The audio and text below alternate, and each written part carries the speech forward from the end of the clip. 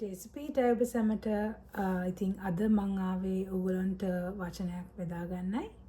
ඒ වචනය ඇත්තටම එපිස පොතේ 6 වෙනි පරිච්ඡේදයේ 10 සිට 18 දක්වා. මම මේ වචනේ තෝරගත්තේ ගොඩක් ළමයි නැත්නම් young adultsලා adultsලා මේ ලෝකේ ඕනම කෙනෙක් පොර බඳිනවා. ඒ පොර බඳිනකොට අපිට යුද්ධයකට යන හා සමානයි.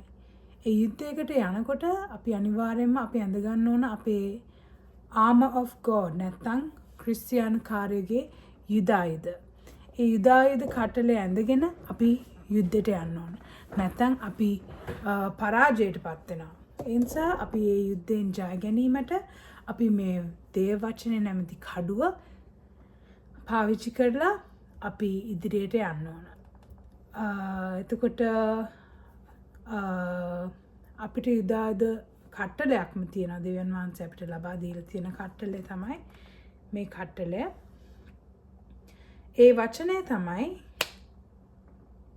ඉතින් ස්වාමින් වහන්සේ තුලද උන්වහන්සේගේ ශක්තියේ බලවත්කමෙහිද බලවත් වෙයලා යක්ෂයාගේ උපායවලට විරුද්ධව සිටින්නට නුඹලාට පුළුවන් වන පිණිස දෙවියන් වහන්සේගේ සියලු යුදායුධ පැළඳ ගනිල්ලා.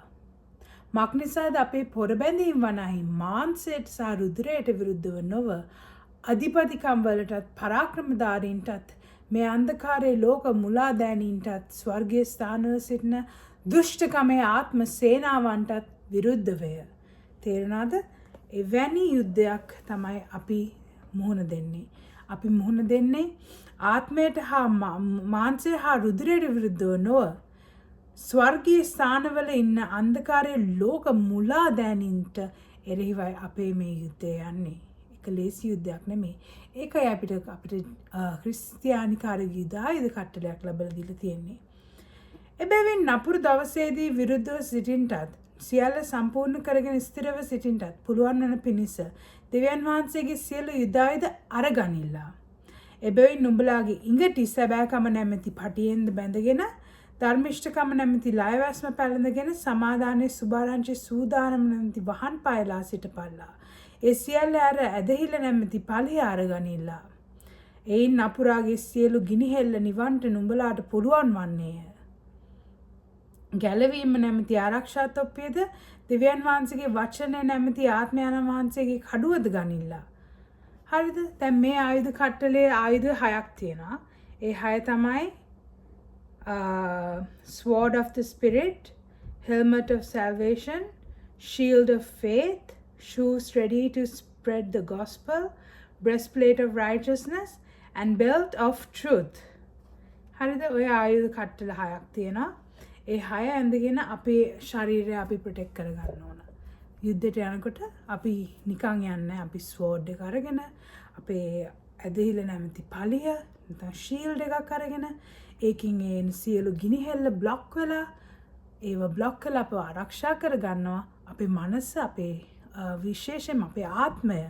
මොකද අපේ ආත්මය ගොඩාක් දෙපැත්තකට ඇදෙනවා.